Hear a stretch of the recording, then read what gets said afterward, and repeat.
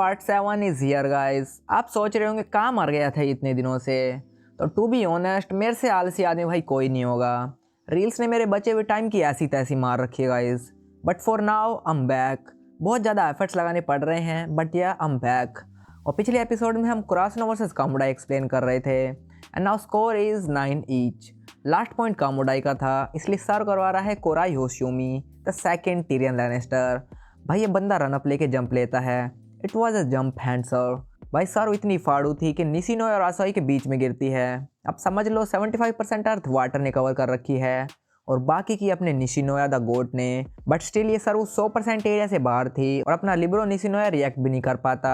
Score is 9-10। कामोडा एक की lead में आ चुकी है। इस सर्व के बाद things are pretty tensed in Karasuno side. But भाई टाइम आउट लेती है कामोडाई। तो ये कामोडाई का फर्स्ट टाइम आउट था। बट भाई जब से कामोडाई ने ब्लॉक्स में सुधार किया है इन्हें दबाना बड़ा ही मुश्किल हो गया है। कोराई होशियोमी पहले ही कंसेक्यूटिव 2 पॉइंट्स ले चुका है सर्व से और अब आ चुकी है उसकी थर्ड सर्व।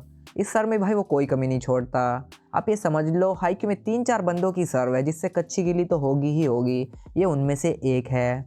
बाकियों को आपको पता ही होगा। अपना ओजी और मेरा फेवरेट टोइकावा टोरू, देन अपना कागेयामा द किंग आता है और फिर भाई अपना last and finally the Tyrion tiny Lannister Hinata the goat the real ओजी। भाई टोटली अनएक्सपेक्टेड सर्व है इसकी। देन होशियोमी की ये सर्व फिर से निशिनोया और आसाही के गैप को ही टारगेट करती है। वो दोनों फिर कंफ्यूज होते हैं एंड लास्ट मोमेंट पे निशिनोया ही रिसीव करने की ट्राई करता है बट तब तक लेट हो चुका था एंड बॉल के साथ point of impact was not good. तो ये सर्व भी आउट चली जाती है। नेक्स्ट पॉइंट को क्विकली दिखाया जाता है जहाँ पर कागेयामा चालाकी से सैटरडम डाल देता है and right after this point टनाका काफ़ी देर के बाद अपने हाथ गर्म करता है। कामोडाई की तरफ से 2 ब्लॉकर्स ब्लॉक करने की ट्राई कर रहे थे बट टनाका उन्हें इजीली पास आउट करा लेता है। बट स्टिल उनका लिब्रो ऑन द मार्क था। बिकॉज यूजुअली ये टीम्स की स्ट्रैटेजी होती है गाइज। कभी भी आपने नोटिस किया होगा लिब्रो हमेशा ब्लॉकर्स को छोड़े हुए एरिया में ही होता है। Because team is believing on the blockers कि भाई उनके ऊपर से स्मैश तो नहीं आ सकता।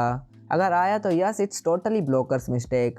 अदरवाइज 2 ऑप्शन ही लेफ्ट हैं। या तो स्मैशर छोड़ी हुई विंडो पे अटैक करेगा बट वहाँ पर ऑलरेडी लिब्रो तैनात होता है। मोस्टली रिसीव कर लेते हैं। सम केसेस में भाई उकचुक चल जाती है और सेकंड केस में स्मैशर ब्लॉकर के ऊपर से मारने की ट्राई करता है जिसमें भाई ब्लॉकर और स्मैशर के दोनों की ही जमकर टक्कर होती है कि कौन कितने देर तक हवा में रुक सकता है, किसकी है बेस्ट टाइमिंग। वैसे टाइमिंग तो एक बंदे की बेस्ट है पर इस बार लिब्रो फेल्स टू रिसीव। वो नहीं रिसीव कर पाता और स्मैश सीधा आउट चला जाता है। हिनाटा भाई ब्लॉकर्स को मॉक करने की सोच रहा होता है बट हिरोगामी टर्न ही नहीं होता। नाउ सर्व आ चुकी है अपने ग्रेटेस्ट सर्वर हिनाटा द गोट की। देखो इस मजाक नहीं कर रहा हूँ मैं, गोट तो है चाहे किसी चीज़ में हो। धन अपना हिनाटा धमाकेदार सर्व करवाता है और भाई सर्व इतनी धमाकेदार थी कि हिनाटा को जंप लेने की ज़रूरत ही नहीं थी और कामोडाई बड़ी ही मुश्किल से पास रिसीव करती है। कामोडाई का डिकोय अपना काम करता है और सैटर कोराई होशियोमी के लिए बॉल सेट कर देता है। इन दिस पॉइंट आल्सो भाई काफ़ी माइंड गेम यूज़ हो रहे हैं। पहले नंबर 8 स्मैश के लिए जा रहा था बट भाई वो डिकोय था, उसे स्मैश नहीं मारना था। पर इस फेक आउट ने कुरासनो के कुछ कीमती माइक्रो सेकेंड्स वेस्ट कर दिए और कोराई होशियोमी इसी का फ़ायदा उठाता है और कच्ची गिली स्मैश लैंड कर देता है।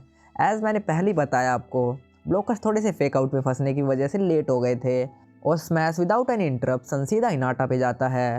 हिनाटा अंडरहैंड से स्मैश रिसीव करने की पूरी ट्राई करता है बट द थिंग इज़ वो कुछ ज़्यादा ही आगे चला जाता है जिसकी वजह से उसे अंडरहैंड ऊपर करके लेनी पड़ती है। ऑब्वियसली इट्स नॉट स्टेबल इस पोजीशन में और वो भी स्मैश रिसीव करना इज़ प्रिटी हार्ड। मुश्किल है भाई, I would say 30% success chances हैं। तो हिनाटा अपने उन 70% में से ही था, वो इस मैच को रिसीव नहीं कर पाता है। आप सोच रहे होंगे इस बार ब्लॉकर्स को कैसे पागल बनाया। तो इस देखो उसने अपना फेस दूसरी साइड कर रखा था और अटैक भाई दूसरी साइड में करा। So yes that's how he trick the blockers. यहाँ अपना असली लिटिल जाइंट और सूकी का भाई बाहर खड़े हुए सोच रहे होते हैं भाई इस नंबर 5 का तो कुछ करना पड़ेगा। लिटिल जाइंट कहता है ग्लास वाले प्लेयर भाई कर कुछ इस होशियोमी का। वो भाई यहाँ पे सूकी को रेफर कर रहा होता है। देन हमें इक्विपमेंट फिर से दिखाया जाता है जहाँ पे आसाही एक क्लीन स्मैश लैंड करता है। नो ब्लॉकर टच और ना ही लिब्रो टच, बिल्कुल clean and finite smash. Now score is again tied with 12-12। And guys channel को सब्सक्राइब कर लो यार, बहुत ज़्यादा टाइम लग रहा है। लिटरली 8-9 घंटे लग रहे हैं एक एक वीडियो को बनाने में। 3 घंटे स्क्रिप्टिंग के भाई, 1 घंटे फिर रिकॉर्ड करो उसको, फिर भाई एडिट करो 3 घंटे में, फिर थंबनेल और अपलोड करो उसमें भी 1-1.5 घंटा लग जा रहा है। लिटरली बहुत ज़्यादा टाइम लग रहा है। सो प्लीज़ यार चैनल को सब्सक्राइब करो एंड थोड़ा सा चैनल को बढ़ाओ, otherwise I won't be able to continue this यार। Hands off to those creators like view और भाई एनटीसी एनीमे, वो सही में भाई बहुत ज़्यादा मेहनत कर रहे हैं। डोंट नो मैं उसमें कर पाऊँगा कि नहीं, बट लेट्स कंटिन्यू। कमेंटेटर्स गौर करते हैं कि क्रासनो यूजुअली सेंटर से बहुत ज़्यादा क्विक अटैक करती है, बट आज वो काफ़ी कम अटैक कर रही है। देन वो बताते हैं कि भाई कामोडाई सेंटर वाले क्विक अटैक्स की फुल प्रिपरेशन करके आ रखी है, दैट्स वाई क्रासनो साइड रैक्स पर रिलाई कर रही है। देन डाइची सर करवाता है एंड कामोडाई भाई रिसीव करके अटैक करती है। ब्लोकर्स इस अटैक को मिस कर देते हैं। देन टनाका स्मैश को रिसीव करता है, बट जैसे कि दिख रहा है टनाका का पोस्टर थोड़ा ख़राब था, दैट्स वाई बॉल कहीं और ही जा रही थी। क्रासनो बॉल को कवर करती है एंड दे नोटिस्ड कि कामोडाई के ब्लोकर्स ने एक डेडिकेटेड शिफ्ट ले लिया है। इट मीन्स ब्लोकर इंटेंशनली एक साइड पे शिफ्ट हो चुके हैं। ये यूजुअली तब होता है जब उन्हें पता होता है कि अपोजिट साइड में 99% अटैक नहीं हो सकता है, कोज ऑफ क्या पता उनके पास साइड पे अटैकर नहीं हो, या फिर उन्हें लगता है ऐसा। अकॉर्डिंग टू देयर शिफ्ट उसी साइड से आसा ही स्मैश मारता है। 3 ब्लोकर्स बिल्कुल रेडी थे और वो 1 टच करने में सक्सेसफुल हो जाते हैं। देन कामोडाई की तरफ से नंबर 4 काउंटर अटैक मारता है एंड इस मैच को अपना लिब्रो निशिनोए उठा देता है। Now Karasuno is about to attack, पर कामोडाई भाई हमें वॉलीबॉल का एक अलग ही रूप दिखा रही है। कामोडाई क्रासनो की फॉर्मेशन के हिसाब से फिर से डेडिकेटेड शिफ्ट ले लेती है। करंट फॉर्मेशन में क्रासनो के पास भाई कोई भी नहीं है जो कि राइट साइड से अटैक कर सके, दैट्स वाई उन्होंने ब्लोकर्स को लेफ्ट साइड में शिफ्ट कर दिया है। क्रासनो काफ़ी प्रेशर में लग रही थी। काकेमा सेंटर में बॉल सेट कर देता है, सुकिशिमा सेंटर से ही धमाकेदार स्मैश मारता है, but as Kamomedai has predicted right side से कोई अटैक नहीं करने वाला और उनका फोकस बिल्कुल सेंटर और लेफ्ट में ही था। सुकिशिमा को पहले लगता है वाओ 2 ब्लोकर्स इतने जल्दी आ चुके हैं, एंड देन ही रियलाइजेज नहीं, तीनों के तीनों आ चुके हैं। उन्होंने पूरी विंडो को क्लोज कर दिया है। This was a dead block, errors के लिए कोई गुंजाइश नहीं थी। एंड भाई लिटिल जाइंट का रिएक्शन देखो, भाई ये बंदा लेजिट कामोडाई को सपोर्ट करता हुआ दिख रहा है। सूकी का भाई देखो भाई कितना ज़्यादा दर्द है इसके चेहरे पे, और दूसरी साइड लिटिल जाइंट इसकी डेविल स्माइल बता रही है भाई ये बंदा बहुत खुश है। Now score is 12-14। कामोडाई के फैंस भाई बिल्कुल पगला चुके हैं, भाई ये मर वर ना जाए। कूरो एंड कैनमा कामोडाई के माइंड गेम को प्रेज करते हैं एंड दे वर लाइक, उन्हें पता था प्रेशर में क्रासनो सेंटर से ही अटैक करेगी। सुकिशिमा भी सोच रहा था अगली बार से कामोडाई के मैचेस भाई देख के आने पड़ेंगे, इन्होंने तो भाई धुआं उठा दिया है। सुकी कागयामा से मेक श्योर कर लेता है, बॉल सेट कर दियो भाई, कभी मुझे ब्लैक लिस्ट में डाल दे। कागयामा वाज लाइक हाँ हाँ कर दूंगा।